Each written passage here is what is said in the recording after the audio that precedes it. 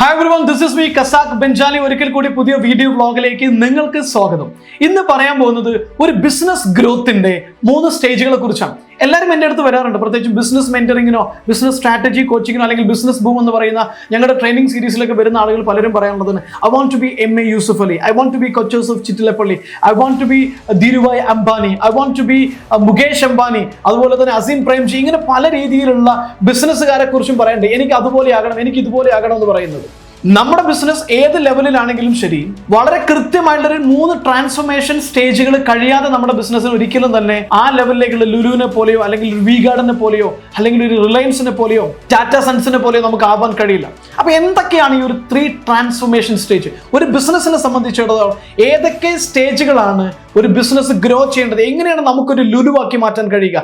എങ്ങനെയാണ് നമ്മുടെ ബിസിനസ്സിന് ഒരു റിലയൻസ് ആക്കി മാറ്റാൻ കഴിയുക? അതാണ് ഞാൻ ഇനി പറയാൻ പോകുന്നത്. Please watch. Stage number 1, self to team. ഒരു ബിസിനസ് തുടങ്ങുന്ന സമയത്ത് നമ്മൾ തന്നെയായിരിക്കും എല്ലാ കാര്യങ്ങളും ചെയ്യുന്നത്.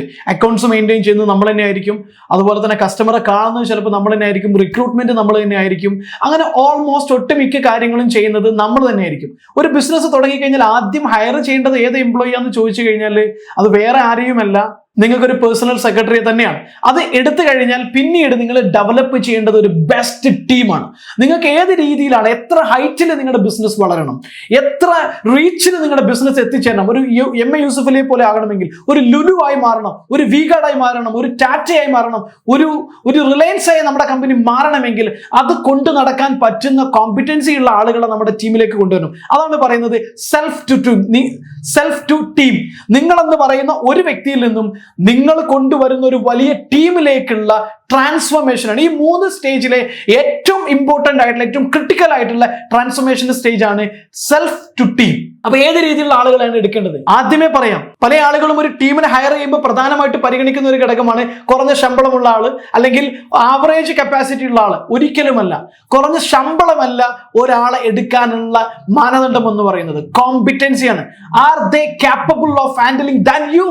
നിങ്ങൾ എടുക്കുന്ന ടീം പെർഫോമർ, നിങ്ങൾ എടുക്കുന്ന ഒരു ടീം പ്ലെയർ നിങ്ങളെക്കാളും കഴിവുള്ള ഒരാളായിരിക്കണം, നിങ്ങളെക്കാളും നോളജ് ഉള്ള ഒരാളായിരിക്കണം, നിങ്ങളെക്കാളും കപ്പാസിറ്റി ഉള്ള ഒരാളായിരിക്കണം.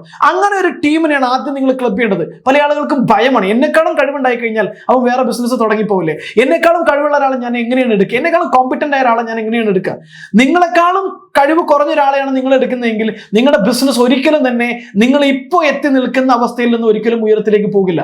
So when you higher someone, hire the people who know more than you, who are capable more than you. നിങ്ങളെക്കാളും സ്പിരിറ്റുള്ള ഒരാളെ ആയിരിക്കണം എപ്പോഴും എടുക്കേണ്ടത്. അങ്ങനെ ഒരു ടീമിനെ എടുത്ത് നന്നായിട്ട് ട്രെയിനിങ് കൊടുത്ത് നന്നായിട്ട് ട്രസ്റ്റ് ചെയ്ത് നന്നായിട്ട് അവരെ കാര്യങ്ങളെല്ലാം പഠിപ്പിക്കുക, ട്രസ്റ്റ് ചെയ്യുക, എന്നിട്ട് അസൈൻ ചെയ്യുക. അസൈൻ ചെയ്തതിന് ശേഷം ഡെലിഗേറ്റ് ദം, അവരെ ഏൽപ്പിക്കുക, അവരെ ട്രെയിൻ ചെയ്ത് അവരെ ഡെവലപ്പ് ചെയ്ത് അവരെ അങ്ങ് ഏൽപ്പിക്കുക, ട്രസ്റ്റ് ചെയ്തിട്ട് തന്നെ ഏൽപ്പിക്കുക. അവർ ചെയ്യട്ടെ, ലെറ്റ് ദം ഡു ഇറ്റ്. നിങ്ങൾ ഇതുവരെ തനിച്ച് ചെയ്ത എല്ലാ കാര്യങ്ങളും തന്നെ അവർ ചെയ്യുന്ന തലത്തിലേക്ക് ആ ഒരു ടീമിനെ ട്രാൻസ്ഫോം ചെയ്തിരിക്കുക. ഈ സെൽഫ് ടു ടീം എന്ന് പറയുന്ന നിങ്ങളിൽ നിന്നും നിങ്ങളെന്ന് പറയുന്ന ഒരു ടീമിലേക്ക് നിങ്ങളുടെ ബിസിനസ്സിനെ ആദ്യം കൊണ്ടുപോകുക. ഇതാണ് ഏറ്റവും ക്രിട്ടിക്കൽ ആയിട്ടുള്ളത്. അങ്ങനെ സംഭവിച്ചു കഴിഞ്ഞാൽ you don't need in business to do everything. നിങ്ങൾ ബിസിനസ്സിൽ എപ്പോഴും ആവശ്യമില്ല. നിങ്ങൾക്ക് ലീവ് എടുക്കാം, നിങ്ങൾക്ക് വെക്കേഷന് പോകാം, നിങ്ങൾക്ക് ദുബായിൽ കറങ്ങാൻ പോകാം, നിങ്ങൾക്ക് വേറെ എവിടെയെങ്കിലും കറങ്ങാൻ പോകാം. നല്ലൊരു ടീം ഉണ്ടാക്കുക, ഓട്ടോമേഷൻ ഉണ്ടാക്കുക, അവർ നിങ്ങൾക്ക് പകരമായിട്ട് വർക്ക് ചെയ്യും. അവരെ നോളജ്, അവരെ കോമ്പിറ്റൻസി എല്ലാം നിങ്ങൾക്കുമായിട്ട് നിങ്ങളെക്കാളും മികച്ച രീതിയിൽ, നിങ്ങൾ കൊണ്ട് നടക്കുന്നതിനേക്കാളും മികച്ച രീതിയിൽ വർക്ക് ചെയ്യുമ്പോഴാണ് നമുക്കൊരു ലുലു ഒക്കെ ഉണ്ടാക്കാൻ പറ്റും. സോ നമുക്കൊരു ലുലു ഒക്കെ ആക്കി മാറ്റാൻ പറ്റുകയുള്ളൂ. അതുകൊണ്ട് തന്നെ നിങ്ങളുടെ ടീം എന്ന് പറയുന്നത് നല്ല കോമ്പിറ്റൻസി ഉള്ള, നല്ല പെർഫോമൻസ് ഉള്ള, നല്ല സൂപ്പർ പ്രൊഡക്റ്റീവ് ആയിട്ടുള്ള ഒരു ടീം ആണെങ്കിൽ തീർച്ചയായിട്ടും അവർ നിങ്ങളുടെ ക്യാബിനിലേക്ക് വരില്ല. നിങ്ങളെക്കാളും കഴിവ് കുറഞ്ഞ ആളാണ് എടുക്കുന്നതെങ്കിൽ സാർ ഇതൊന്ന് നോക്കൂ, ഇത് ശരിയാണോ എന്ന് പറഞ്ഞ് നിങ്ങളുടെ ക്യാബിനിലേക്ക് തന്നെ വന്നുകൊണ്ടിരിക്കും. നിങ്ങളെന്ന് പറയുന്നത് ചെറിയ മൈന്യൂട്ട് ആയിട്ട് കാര്യങ്ങൾ തലയിടുന്ന ഒരാളാണെങ്കിൽ how can you take your business into next level?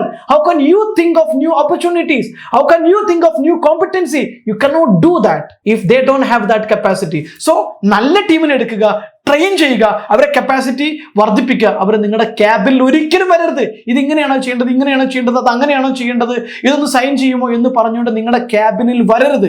നിങ്ങൾക്ക് എവിടെയും പോകും. നിങ്ങളില്ലാതെ തന്നെ നിങ്ങളുടെ ബിസിനസ് ഓട്ടോ പൈലറ്റ് മോഡിലേക്ക് എത്തിക്കുക എന്നുള്ളതാണ് സെൽഫ് ടു ടീം എന്ന് പറയുന്ന ബിസിനസ് ട്രാൻസ്ഫോർമേഷന്റെ ഫസ്റ്റ് സ്റ്റേജ് എന്ന് പറയുന്നത്. Transformation number 2, team to progression. ഈ പ്രോഗ്രഷന്റെ പ്രത്യേകത എന്താണെന്ന് വെച്ച് കഴിഞ്ഞാൽ നമ്മൾ നല്ലൊരു ടീമിനെ സെറ്റ് ചെയ്തു, സ്റ്റേജ് 1 അല്ലെങ്കിൽ ട്രാൻസ്ഫോർമേഷൻ സ്റ്റേജ് 1 കംപ്ലീറ്റ് ചെയ്ത് കഴിഞ്ഞാൽ പിന്നെ നിങ്ങൾ അറിയില്ല നിങ്ങളുടെ ബിസിനസ് ഗ്രോ ചെയ്യുന്നത്. നിങ്ങളുടെ ബിസിനസ്സിനെ ഗ്രോ ചെയ്യാനുള്ള പ്ലാനുകൾ, നിങ്ങളുടെ ബിസിനസ്സിൽ സെയിൽ കൂട്ടാനുള്ള പ്ലാനുകൾ, നിങ്ങളുടെ കോമ്പറ്റൻസി വർദ്ധിപ്പിക്കാനുള്ള പ്ലാനുകൾ, മാർക്കറ്റ് ഷെയർ വർദ്ധിപ്പിക്കാനുള്ള പ്ലാനുകൾ, നിങ്ങൾ എവിടെ പോയിരുന്നാലും ശരി നിങ്ങൾ അറിയാതെ നിങ്ങളുടെ ടീം അത് ചെയ്തുകൊണ്ടിരിക്കും.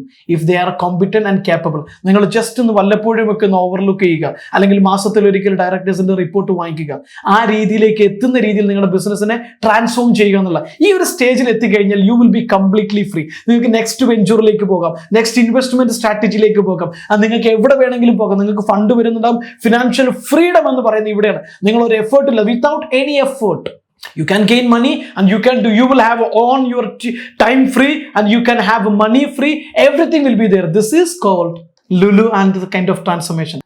Transformation number 3, progression to transformation. Progression to transformation means ഇതാണ് ഏറ്റവും വലിയ ഒരു എക്സ്പ്ലോസീവ് ഗ്രോത്ത് സ്റ്റേജ് എന്ന് പറയുന്നത്. നമ്മുടെ ടീമിനെ നമ്മൾ ഡെവലപ്പ് ചെയ്തു, നമ്മുടെ മറ്റു കാര്യങ്ങളെല്ലാം ഡെവലപ്പ് ചെയ്തു. ഇതെല്ലാം കഴിഞ്ഞു കഴിഞ്ഞാൽ പിന്നെ ആ ടീമാണ് നെക്സ്റ്റ് വെഞ്ചറിലേക്ക് പോകുന്നത്, നെക്സ്റ്റ് ഇൻവെസ്റ്റ്മെന്റ് സ്ട്രാറ്റജിയിലേക്ക് പോകുന്നത്. നിങ്ങളൊന്നും അറിയേണ്ട കാര്യമില്ല. നിങ്ങൾ ഈ കമ്പനികളെല്ലാം എടുത്ത് പരിശോധിച്ച് നോക്കൂ. ടാറ്റ എടുത്ത് പരിശോധിച്ച് നോക്കൂ, ലുലുവിനെ എടുത്ത് പരിശോധിച്ച് നോക്കൂ, അല്ലെങ്കിൽ റിലയൻസിനെ എടുത്ത് പരിശോധിച്ച് നോക്കൂ. അങ്ങനെ വിജയിച്ച വലിയ വലിയ വലിയ കമ്പനികളെ കുറിച്ച് എടുത്ത് നിങ്ങൾ പരിശോധിച്ച് കഴിഞ്ഞാൽ ഒരു കാര്യം വ്യക്തമാണ്. ആദ്യത്തെ സ്റ്റേജ് കടക്കാൻ അവർക്ക് ചിലപ്പം വലിയ സമയം എടുക്കേണ്ടി വന്നിട്ടുണ്ടാവും. കമ്പാരിറ്റീവ്ലി ഒരു 10 വർഷത്തെ ടൈം സ്പാൻ ഉള്ള ഒരു കമ്പനി ആണെങ്കിൽ ആദ്യത്തെ സമയം എടുക്കാൻ അവർക്ക് 5 വർഷം വേണ്ടി വന്നിട്ടുണ്ടാവും. ആദ്യത്തെ സ്റ്റേജ് കടക്കാൻ അവർക്ക് 5 വർഷം വേണ്ടി വന്നിട്ടുണ്ടാവും. പിന്നെ രണ്ടാമത്തെ സ്റ്റേജ് ടീം ടു പ്രോഗ്രഷൻ എന്ന് പറയുന്നതിലേക്ക് എത്താൻ വേണ്ടിയിട്ട് അവർക്ക് ചിലപ്പോൾ ഒരു 2.5-3 വർഷമായിരിക്കും വേണ്ടി വന്നിട്ടുണ്ടാവുക. പക്ഷേ ടീം പ്രോഗ്രഷൻ ടു ട്രാൻസ്ഫോർമേഷൻ എന്ന് പറയുന്ന സ്റ്റേജിലേക്ക് എത്താൻ വേണ്ടി ചിലപ്പോൾ അവർക്ക് 1-2 വർഷം വേണ്ടി വന്നിട്ടുണ്ടാവും. പക്ഷെ ആ ഒരു സമയത്ത് ആ കമ്പനി ഉണ്ടാക്കുന്ന ഗ്രോത്ത് എന്ന് പറയുന്നത് വളരെ വലുതായിരിക്കും. അതിങ്ങനെ മൾട്ടിപ്ലൈ ചെയ്ത് പോകുന്ന തലത്തിലേക്ക് നിങ്ങളുടെ ബിസിനസ്സിനെ കൊണ്ടുപോകണമെങ്കിൽ ഈ 3 ട്രാൻസ്ഫോർമേഷൻ സ്റ്റേജുകളും കടക്കണം. ഇത് വളരെ ഇമ്പോർട്ടൻ്റ് ആണ്. ഇങ്ങനെ ഒരു 3 ട്രാൻസ്ഫോർമേഷൻ സ്റ്റേജിലേക്ക് നിങ്ങളുടെ ബിസിനസ്സിനെ കൊണ്ടുപോകണം, ഓട്ടോ പൈലറ്റ് മോഡിലേക്ക് നിങ്ങൾക്ക് കൊണ്ടുപോകണമെന്ന് ആഗ്രഹമെങ്കിൽ തീർച്ചയായിട്ടും നല്ലൊരു കോച്ചിന്റെ സഹായത്തോടു കൂടി ബിസിനസ്സിനെ എവിടേക്കാണ് സ്ട്രാറ്റജി മിസ് ചെയ്യുന്നത്, എവിടേക്കാണ് നിങ്ങൾ ഫോക്കസ് ചെയ്തിട്ട് ടീം ബിൽഡിംഗിൽ എവിടെയാണ് ഫോക്കസ് ചെയ്യേണ്ടത്, എവിടെയാണ് നിങ്ങളുടെ ലീഡർഷിപ്പ് സ്കിൽ ഇംപ്രൂവ് ചെയ്യേണ്ടത്, എങ്ങനെയാണ് ടീമിനെ ട്രെയിൻ ചെയ്യേണ്ടത്, എങ്ങനെയാണ് അവരുടെ കപ്പാസിറ്റി കൂട്ടേണ്ടത്, ഇതൊക്കെ അറിയണമെങ്കിൽ just call to this number or just send a message to this number. We have a program called Business Boom. ബിസിനസ്സുകാരെ അവരുടെ ബിസിനസ്സിന്റെ നെക്സ്റ്റ് ലെവലിലേക്ക് എത്തിക്കണം, ഓട്ടോമേഷനിലേക്കും ഓട്ടോ പൈലറ്റ് മോഡിലേക്കും എത്തിച്ചിട്ട് team self to team and progression to success എന്ന രീതിയിൽ team to progression and progression to ട്രാൻസ്ഫോർമേഷനിലേക്കൊക്കെ എത്തിക്കുന്നതിന് സഹായകരമായിട്ടുള്ള വിവിധ കോഴ്സുകളുണ്ട്. അതുപോലെ തന്നെ പേഴ്സണൽ ട്രാൻസ്ഫോർമേഷൻ സഹായിക്കുന്ന self mastery, law of attraction, ഇങ്ങനെ തുടങ്ങി ധാരാളം പ്രോഗ്രാമുകൾ, ധാരാളം ഓൺലൈനായിട്ടും ഓഫ്ലൈനായിട്ടും അറ്റൻഡ് ചെയ്യാൻ പറ്റുന്ന കോഴ്സുകളുണ്ട്. ഇതിനെക്കുറിച്ചൊക്കെ അറിയണമെങ്കിൽ, ഞങ്ങളുടെ ഒരുപാട് സീരീസ് ഓഫ് ഓൺലൈൻ പ്രോഗ്രാമിനെ കുറിച്ച് അറിയണമെങ്കിൽ താഴെ കാണുന്ന നമ്പറിൽ ജസ്റ്റ് വിളിച്ചാൽ മതി. We will give you full details. Thank you so much. This is me, CASAC BENJALI.